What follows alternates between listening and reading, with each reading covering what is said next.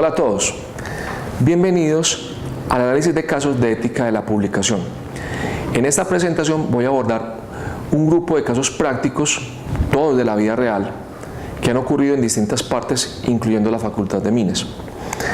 Estos casos se presentan como simples situaciones que le pasan a los estudiantes y a los docentes, donde inocentemente se cometen faltas éticas. Como dice el viejo proverbio, el camino al infierno está hecho de buenas intenciones. Yo espero que a través del análisis de estos casos, ustedes, como nuestros estudiantes, eviten precisamente estar sometidos a este tipo de situaciones y puedan tomar buenas decisiones cuando van a publicar.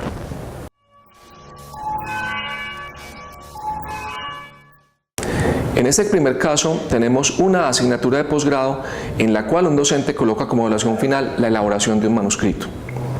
El docente indica que los manuscritos de buena calidad serán enviados a una revista para su posible publicación, pero que el docente, definirá quiénes son los autores y en qué orden aparecen en el trabajo. Aquí surgen varias dudas. ¿Es correcto que el docente coloque un manuscrito como parte de la evaluación final del trabajo? ¿El docente puede enviar el trabajo a publicación? ¿El docente puede definir quiénes son los autores y en qué orden van? Es un caso para reflexionar.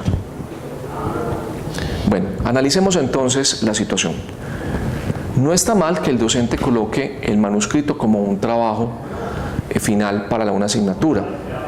Es más, puede ser que resulten trabajos de muy buena calidad y desde este punto de vista entonces se puede alcanzar una publicación en una revista.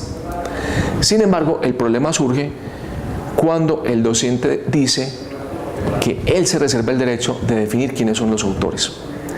En este caso entonces, claramente el autor del trabajo es el estudiante, pero también es autor el docente desde el punto de vista de que el docente contribuye al trabajo del estudiante y le da ideas y lo orienta, ¿cierto? Sin embargo, el docente no puede pretender que se incluya gente ajena al trabajo, así haya hecho contribuciones marginales. En ese sentido, entonces, cuando una persona aparece ajena dentro de los autores del artículo, está apareciendo el caso del autor honorario o autoría regalada. ¿A qué me refiero con esto? El autor regalado, la autoría honoraria, es cuando se incluye, por ejemplo, un investigador prestigioso dentro del artículo como autor para que mediante el renombre se facilite la publicación. Pero también aparece esa autoría regalada cuando yo invito como autor a alguien más para que aparezca como autor sin que él haya contribuido. Y aquí aparece entonces un problema muy importante, porque nosotros no podemos permitir que una persona que no ha contribuido radicalmente al trabajo aparezca como autor. Adicionalmente aparece el problema de en qué orden van los autores. Este debe definirse desde el principio del trabajo.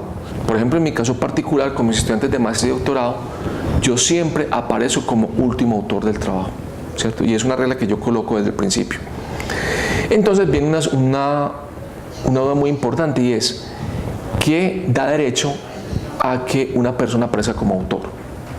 En primer lugar, la contribución debe ser de tal magnitud que se gane la autoría. Es una cosa que no es pequeña, en el sentido tal de que sin ese aporte especial que hace esa persona, ya sea en la parte conceptual, en la parte teórica, en la parte experimental, en la preparación misma del manuscrito, pasa que el trabajo no podría ser realizado, ¿cierto? Es una condición muy importante.